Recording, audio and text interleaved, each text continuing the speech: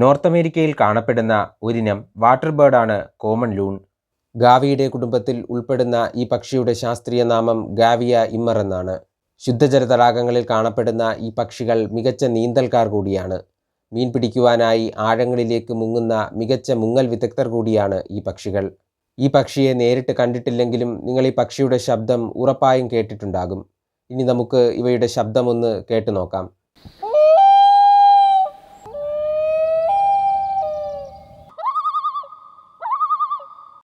പല സിനിമകളിലും നമ്മൾ ഈ ശബ്ദം കേട്ടിട്ടുണ്ടല്ലേ? ഒരു ഹൊറർ ഫീൽ കൊണ്ടുവരാൻ വേണ്ടിയാണ് സിനിമകളിൽ ഈ പക്ഷിയുടെ ശബ്ദം ഇങ്ങനെ സൗണ്ട് എഫക്റ്റുകളായി ഉപയോഗിക്കുന്നത്. കോമൺ ലൂണിനെ കൂടാതെ മറ്റ് 4 സ്പീഷീസുകൾ കൂടി ഈ പക്ഷികൾക്കിടയിലുണ്ട്. Yellow billed, red throated, black throated, Pacific loon എന്നിങ്ങനെയാണ് അവയുടെ പേരുകൾ. പക്ഷേ കോമൺ ലൂണിൻ്റെ ശബ്ദമാണ് സിനിമകളിൽ സൗണ്ട് എഫക്റ്റുകളായി ഉപയോഗിക്കുന്നത്. പ്രധാനമായും 4 തരത്തിലുള്ള ശബ്ദങ്ങളാണ് ഈ പക്ഷികൾ ഉണ്ടാക്കുന്നത്. വെയിൽ, ട്രെമോളോ, യോഡൽ, ഹൂട്ട് എന്നീ പേരുകളിലാണ് ഈ ശബ്ദങ്ങൾ അറിയപ്പെടുന്നത്.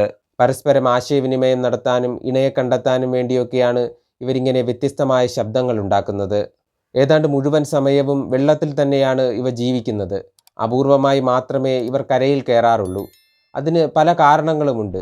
ഇവരുടെ കാലുകൾ വെള്ളത്തിലൂടെ നീന്താൻ വളരെ അനുയോജ്യമാണ്. പക്ഷേ കരയിലൂടെ നടക്കാൻ തീരെ യോജിച്ചതല്ല. അഥവാ കരയിൽ കയറിയാലും തടാക തീരം വിട്ട് ഇവർ അധിക ദൂരമൊന്നും മുന്നോട്ട് പോകാറില്ല.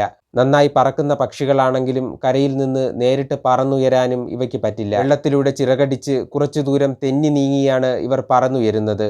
ചുരുക്കി പറഞ്ഞാൽ ജലാശയങ്ങളൊന്നുമില്ലാത്ത ഏതെങ്കിലും ഒരു ഭാഗത്ത് പെട്ടുപോയാൽ ഇവരുടെ കാര്യം കഷ്ടത്തിലാകും. മണിക്കൂറിൽ 112 കിലോമീറ്റർ വരെ വേഗതയിൽ പറക്കാൻ കഴിയുന്ന ഒരു ദേശാടന പക്ഷി കൂടിയാണ് കോമൺ ലൂൺ. ശൈത്യകാലമാകുമ്പോൾ ആയിരക്കണക്കിന് കിലോമീറ്ററുകൾ പറന്ന് ഇവർ ദേശാടനം ചെയ്യാറുണ്ട്. വെള്ളത്തിൻ്റെ അരികു ചേർന്നാണ് ഇവർ കൂടുണ്ടാക്കുന്നത്. ചെളിയും പുല്ലുമൊക്കെ ഉപയോഗിച്ചാണ് കൂട് നിർമ്മാണം. പെൺപക്ഷി ഈ കൂട്ടിനുള്ളിലാണ് മുട്ടകളിടുന്നത്. സാധാരണഗതിയിൽ 2 മുട്ടകളിടും.